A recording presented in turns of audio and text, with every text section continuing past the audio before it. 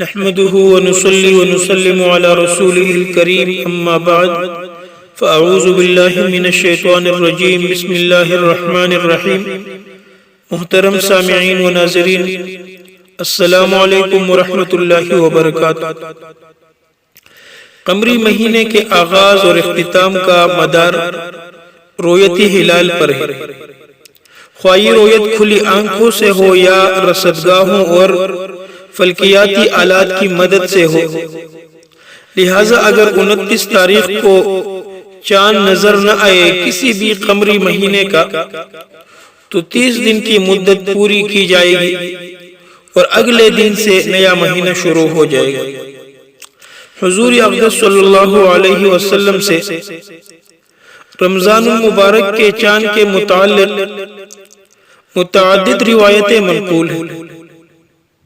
سیدنا ابو ہریرہ رضی اللہ تعالی عنہ سے ایک روایت مروی ہے جس میں رسول اللہ صلی اللہ علیہ وسلم نے فرمایا، صوموا لرؤیتہ وافطروا لرؤیتہ، چاند کو دیکھ کر روزہ رکھو اور اسے دیکھ کر عید مناؤ۔ اور پھر آگے فرمایا، فَإِنْ غُمَّ عَلَيْكُمْ فَأَكْمِلُوا عِدَّةَ شَعْبَانَ 30 يَوْمًا، اور اگر موسم خراب ہو اور باد و باران کی وجہ سے چاند نظر نہ آئے تو 30 دن کی گنتی پوری کرو اور اگلے دن سے پھر روزہ رکھو۔ اسی طرح حضرت عبداللہ ابن عمر رضی اللہ تعالی عنہما کی روایت ہے جس میں رسول اللہ صلی اللہ علیہ وسلم نے فرمایا، تم روزہ نہ رکھو جب تک چاند نہ دیکھو، اور افطار نہ کرو یعنی عید نہ مناؤ جب تک چاند نہ دیکھ لو۔ اگر وہ نظر نہ آئے تو اندازہ لگاؤ یعنی 30 دن پورے کرو شعبان کے اور پھر اگلے دن سے رمضان کا روزہ رکھو۔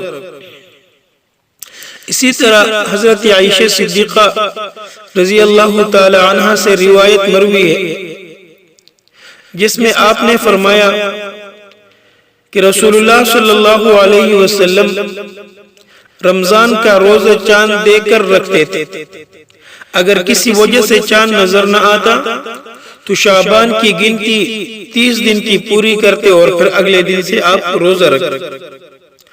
تو ان احادیث سے یہی بات ثابت ہوتی ہے کہ مہینے کے داخل ہونے اور ختم ہونے کے سلسلے میں رویت ہی اصل ہے۔ تو بعض لوگ رویت کے مسئلے میں اختلاف کو ختم کرنے کے نقطہ نظر سے قمری کیلنڈر کی تجویز پیش کرتے ہیں۔ یہ تجویز نصوص شریعت سے متصادم ہے، کیونکہ نبی کریم صلی اللہ علیہ وسلم کا فرمان ہے، صوموا لرؤیتہ وافطروا لرؤیتہ، چاند دیکھ کر روزہ رکھو اور چاند دیکھ کر عید مناؤ۔ تو اس میں رویت کا معنی آنکھوں سے دیکھنے کے، اور اس معنی پر امت کے فقہاء، محدثین اور ائمہ کا اتفاق۔ اس کے برخلاف رویت کا معنی علم ہونا یہ مجازی معنی ہے، اور اصول فقہ کا بڑا واضح اصول ہے کہ اگر حقیقی معنی پر عمل کرنا ممکن ہو تو مجازی معنی پر عمل کرنا جائز نہیں ہے۔ لہٰذا رویت کے متعلق واضح حدیث کے موجود ہوتے ہوئے چاند کی امکان کی خبر یا ماہرین فلکیات کی پیشنگوئی پر اعتماد کرنا یا چاند دیکھے بغیر کیلنڈر کے مطابق روزے کی ابتدا اور انتہا کرنا یہ بالکل جائز نہیں ہے۔ اور اسی حدیث کے آگے یہ الفاظ ہے، فَإِنْ غُمَّ عَلَيْكُمْ فَأَكْمِلُوا عِدَّةَ شَعْبَانَ 30 يَوْمًا، اگر مطلع ابر آلود ہو تو شعبان کے 30 دن پورے کرو۔